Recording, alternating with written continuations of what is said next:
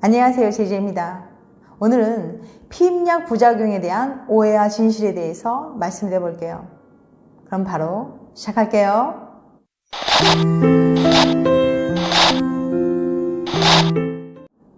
부작용 있다던데? 많은 분들이 피임약을 복용하는 것에 대해 걱정스러워합니다. 경구 피임약이 찝찝한 이유는 바로 부작용 때문인데요. 하지만 일반적으로 알려진 소문에 비해 경구 피임약 부작용은 그리 심각하지 않다고 합니다. 모든 사람에게 발생하지도 않고요. 오늘은 경구 피임약에 대한 오해와 진실에 대해서 말씀드려 볼게요. 첫 번째 질문, 먹으면 속이 안 좋던데요? 피임약 복용 초기에는 메스꺼움, 두통, 가슴 당김, 부정출현, 그러니까 월경기관 내 출현 등의 증상이 발생하기도 하는데요. 3개월 이내에 사라지는 경우가 대부분입니다.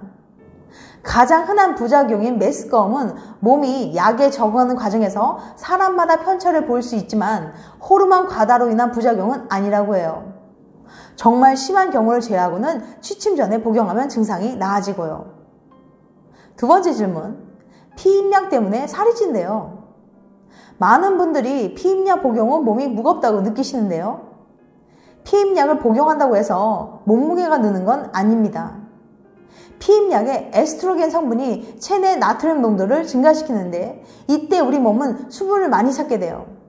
수분 함유량이 많아지면서 몸이 잠깐 부을 수는 있지만 지방이 축적되는 건 아닙니다. 세 번째 질문, 임신하는데 영향이 없나요? 피임약은 불임이나 기형아 출산에도 영향을 주지 않아요. 오하이오 대학 연구에 따르면 피임약 복용을 한 여성의 임신 성공률은 피임약을 복용하지 않은 여성과 비슷한 수준이었어요. 또한 임신할 줄 모르고 임신 초기까지 피임약을 먹었던 경우에도 기형아 출산율은 증가하지 않았습니다. 네 번째 질문, 유방암이 생길 수도 있다던데요? 1975년 이전에는 피임약이 유방암 가능성을 높인다는 연구 결과가 있었습니다.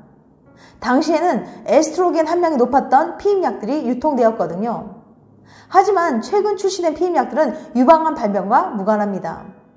오히려 피임약을 5개월 이상 복용 시 난소암과 자궁 내막암이 예방된다는 사실이 밝혀졌죠. 다섯 번째 질문, 고혈압 가능성은 없나요? 건강한 사람이 피임약을 먹는다고 해서 고혈압 같은 심혈관 질환의 발병 확률이 높아지진 않습니다. 하지만 다른 의약품과 마찬가지로 피임약도 특정 사람에게는 복용이 제한됩니다. 고혈압, 정맥혈전증, 뇌졸중 등 심혈관 질환을 겪은 적이 있거나 가족력이 있는 경우에는 피임약 복용이 위험할 수도 있어요. 관련 질병이 발병한 적은 없지만 혹시 몰라 의심된다면 검사 후 의사에게 진단을 받아보세요. 여섯 번째 질문, 피임약 먹으면 우울해진다던데?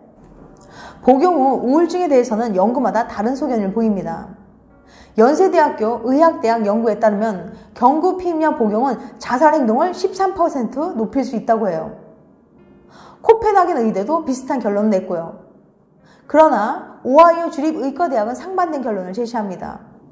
피임약과 우울증 간의 상관관계를 연구한 지난 26개의 논문을 종합한 결과 피임약과 우울증엔 상관관계가 없었거든요. 일곱 번째 질문, 잠깐 먹으면 부작용이 없지 않을까요? 피임약을 잠깐 먹고 중단하고 나중에 다시 복용하는 경우가 많은데요. 간헐적 복용이 더 위험하다고 합니다. 연세대학교 병원 이재훈 교수에 따르면 경구 피임약을 단발적으로 복용하면 오히려 부작용이 늘어난다고 해요. 이 교수에 따르면 피임약 부작용은 대개 한두 달 안에 사라지고 시간이 지날수록 줄어들거든요. 그러니 잘 맞는 약을 찾으면 꾸준히 복용하는 것이 부작용을 줄이는 방법이 될 수도 있습니다. 제대로 알고 선택합시다. 경구 피임약의 부작용을 반박하면서 콘돔을 쓰지 말고 피임약을 먹자는 말은 아니에요. 이번 영상을 통해서 하고 싶은 말은 피임약에 대해 제대로 알자고 하는 거예요. 우리나라 여성의 경구 피임약 복용률은 2.8% 수준으로 영국 26%, 프랑스 36%, 뉴질랜드 40%에 크게 미치지 못하는 수준입니다. 우리나라에서는 피임약에 대한 교육이나 안내가 충분히 이루어지지 않았기 때문이에요. 잘 모르겠으니까 지인이나 인터넷 경험담에 의존하게 되는데 이 또한 과장해서 받아들이는 것은 아닌지 의심해 볼 필요가 있습니다. 문제없이 복용하는 다수보다 부작용을 경험한 소수가 목소리를 내기 마련이고요. 더 큰 문제는 많은 사람들이 부작용에 대한 오해 때문에 경구 피임약을 피임법으로 고려조차 못하고 왜곡된 의식을 하는 거예요. 누군가에게 피임약이 안 맞는다고 해서 내가 지레 겁먹을 필요는 없습니다. 이중 피임을 하고 싶은 여성에게, 자기 주도적으로 피임하고 싶은 여성에게, 생리주기 개선이나 남소한 예방이 필요한 여성에게 피임약은 충분히 시도해 볼 수 있는 옵션입니다. 의사와 상담하고 필요한 사전 검사를 한 뒤 내게 맞는 피임약을 찾아보세요. 확실히 알면 막연한 오해와 공포는 사라질 겁니다. 경구 피임약 복용법. 경구 피임약은 에스트로겐과 프로게스테론을 함유하여 여성의 배란과 생리를 조절해 피임을 하는 데 도움을 줍니다. 다만 호르몬이 들어있기 때문에 복용 방법이 특히나 중요한데요. 하루 한 번 매일 같은 시간을 지켜야 하고 휴약 기간을 가진 뒤 올바르게 복용하셔야 합니다. 그럼 경구 피임약 복용법을 알려드릴게요.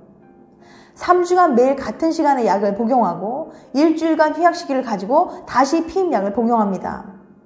휴약 기간에는 프로게스틴 용도가 감소해 마지막 알약을 복용한 뒤 2, 3일 때에 생리가 시작되는데요. 이때 생리를 하더라도 다음 주기에 피임약 복용을 시작하는 것이 중요합니다. 만약 피임약을 처음 복용한다거나 장기간 쉬었다가 다시 복용하신다면 생리 시작 당일이나 생리 시작일 5일 이내에 피임약을 복용하셔야 합니다. 중요한 일정으로 생리 주기를 미뤄야 할 때는 생리를 피하고 싶은 날까지 매일 같은 시간에 꾸준히 복용하고 다시 생리를 시작해도 좋을 때 복용을 중단하면 7일 이내 다시 생리를 시작하게 됩니다. 4호 피임약 복용법. 우리에게 잘 알려져 있는 4호 피임약은 사실 응급 피임약이라고 합니다. 앞서 말씀드린 경구 피임약은 관계 전에 먹는 것이고 4호 피임약은 관계 후 또는 피임법에 실패할 경우 복용합니다. 4호 피임약은 자궁경부의 점액이 끈끈해져서 정자의 이동을 방해하거나 자궁 내막을 변화시켜서 착상을 방해하는 역할을 하는 성분으로 이루어져 있는데 착상이 되고 나면 소용이 없기 때문에 복용 시기가 중요합니다. 병원에 가셔서 의사의 처방을 받아야 구입할 수 있고요. 12시간 간격으로 2회 복용하거나 1회에 한 번 먹거나 약에 따라 복용법은 조금씩 다릅니다. 4호 피임약의 경우 관계를 가지고 최대한 빨리 먹어야 피임 함률이나 효과가 더 높은데요. 24시간 이내에 먹게 되면 피임 성공률이 95%로 높지만 시간이 늦어질수록 피임 성공률은 점차 낮아집니다. 만약 복용한 후 3시간 이내에 구토를 하게 되면 호르몬이 몸에 흡수되지 않을 가능성이 있으니 다시 처방을 받고 복용하시길 권유합니다. 지금까지 피임약 부작용에 대한 오해와 진실에 대해서 말씀드렸어요. 다음에는 더 재밌고 유익한 영상으로 찾아뵐게요. 끝까지 시청해주셔서 감사합니다. 다음에 또 봬요. 안녕.